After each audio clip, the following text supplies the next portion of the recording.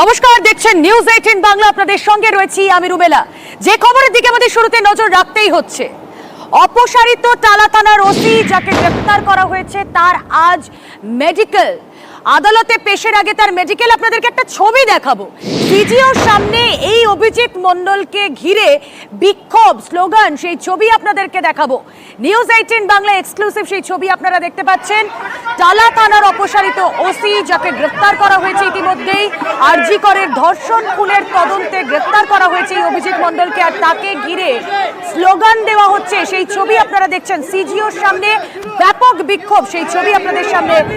News 18 বাংলায় আমরা কথা বলবো সরাসরি আমাদের প্রতিনিধি অর্পিতা হাজরা এই মুহূর্তে রয়েছেন সঙ্গে। অর্পিতা, সাধারণ মানুষের মধ্যে প্রবল ক্ষোভ এই ঘটনাকে কেন্দ্র করে আমরা জানি। সিজিওর সামনে ছবিটা আমাদের দর্শকদের সামনে তুলেও ধরছি। তুমি যদি বলো ঠিক সেই সময় অভিজিৎ মণ্ডলকে ঘিরে বিক্ষোভের ছবিটা কেমন ছিল?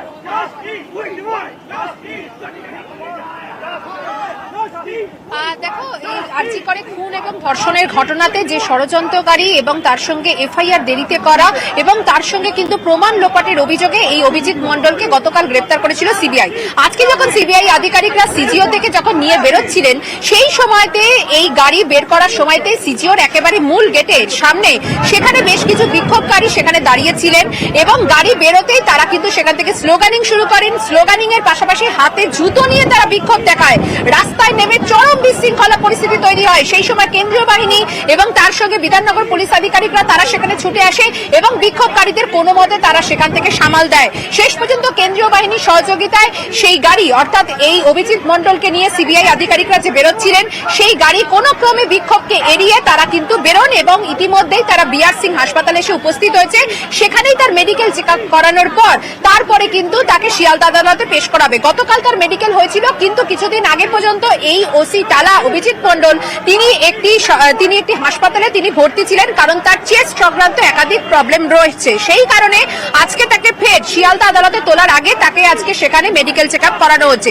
কিন্তু কেন এই ওসি টালা গ্রেপ্তার হলেন সেই বিষয়ে তোমাকে জানাই। মূলত কিন্তু যে এই ঘটনায় যে তথ্য প্রমাণ লোপাট, অর্থাৎ ঘটনাস্থল সেখান থেকে বেশ কিছু ইলেকট্রনিক্স ডিভাইস যেমন মোবাইল, হেডফোন, এছাড়াও কিন্তু সেখানে ব্লুটুথ এবং ল্যাপটপ, সেখানে নেই কোনো হাতের ছাপ, নেই কোনো ফিঙ্গারপ্রিন্ট। সেটা কিভাবে সম্ভব? যেখানে হাসপাতাল এবং পুলিশের কর্ডন করা এলাকা, সেই তদন্তে নেমে সিবিআই আধিকারিকরা তারা তদন্ত শুরু করে এবং তারা জানতে পারে যে পুলিশেরই কিন্তু কোনো কর্মী এর পেছনে রয়েছে ষড়যন্ত্রকারী হিসাবে, যে কিনা যাকে দিয়ে বা কাউকে দিয়ে সেই সমস্ত কিন্তু হাতের ছাপ কি তাহলে মুছে ফেলা হয়েছে।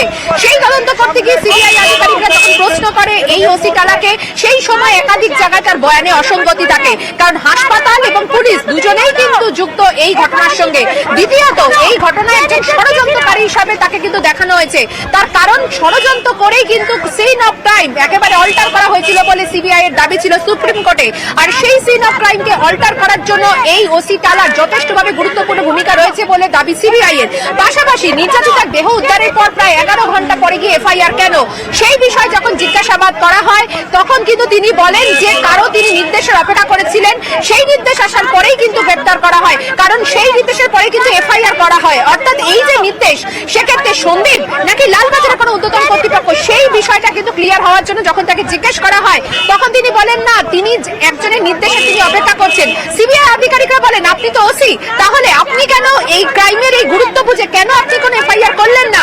সেই ব্যাপারে যথেষ্টভাবে অসঙ্গতি দেখা দেয় তার বয়ানে। তখনই 7 ঘন্টা টানা জিজ্ঞাসাবাদের পর অবশেষে কিন্তু রাত্রেবেলাতে গ্রেপ্তার করা হয় ওসি টালা এই অভিজিৎ মণ্ডলকে এবং তারপরেই তাকে বিআর সিং হাসপাতালে নিয়ে আসা হয়েছে। কিন্তু এই যে ক্রাইম, এই সিন অফ ক্রাইম যে অল্টার করা হয়েছে বা সেখানে ময়নাতদন্তের জন্য যে স্লিপ দরকার হয়, সেই স্লিপ নিয়ে কিন্তু বলেছিল এই এডুলজি দর্শকদের সামনে আমরা তুলে ধরলাম, যেখানে বিআর সিং হাসপাতালে তাকে স্বাস্থ্য পরীক্ষার জন্য নিয়ে যাওয়া হচ্ছে, সেই ছবি আমাদের দর্শকদের সামনে তুলে ধরলাম এবং তাকে ঘিরে বিক্ষোভ দেখানো হচ্ছিল। কিন্তু যখন তাকে গ্রেপ্তার করা হয়, এই টালা থানার অপসারিত ওসি যখন তাকে গ্রেপ্তার করা হয়, তারপরেও তিনি ভগবানের ওপর আস্থাই রেখেছেন।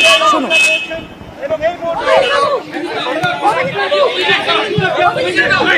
ভগবানের উপরে বিশ্বাস আছে, ভগবানের উপরে বিশ্বাস আছে, ভগবানের উপরে আমরা বারবার তিনি শিরোনামে এসেছেন। তিনি হলেন আরজিকর মেডিকেল কলেজ হাসপাতালের প্রাক্তন অধ্যক্ষ। তাকে এর আগে আমরা জানি দুর্নীতি মামলায় তাকে গ্রেফতার করা হয়েছিল, আর এবার আরজিকরের ধর্ষণ খুনের তদন্তে গ্রেফতার সন্দীপ ঘোষ। এই সন্দীপই কি নাটের গুরু? তার কারণ তদন্তকারীরা মনে করছেন যে এই সন্দীপ ঘোষ তিনি ষড়যন্ত্রকারী। তার কারণ যেই সময় এই ঘটনা ঘটে তারপর সিন অফ ক্রাইম, তাকে বাঁচানোর কোথাও গিয়ে চেষ্টা, এই সমস্ত কিছু তথ্য প্রমাণ লোপাট, এই সমস্ত কিছু অভিযোগ কে সামনে রেখে সন্দীপ ঘোষকে এবার গ্রেফতার করলো কেন্দ্রীয় তদন্তকারী সংস্থা। এখন দেখার যে সন্দীপ ঘোষকে গ্রেফতারিতে এই যে আরজিকরের ধর্ষণ খুনের তদন্ত তাতে সত্যিই কতটা সহায়ক ভূমিকা পালন করে তার গ্রেফতারি। সন্দীপ ঘোষকে জিজ্ঞাসাবাদ ইতিমধ্যেই করা হচ্ছে, কারণ এই আরজিকর ধর্ষণ খুনে এখনো পর্যন্ত সন্দীপ ঘোষকে গ্রেফতার করার পর মোট তিনজনকে গ্রেফতার করা হয়েছে, যেটা আমরা জানতে পারছি।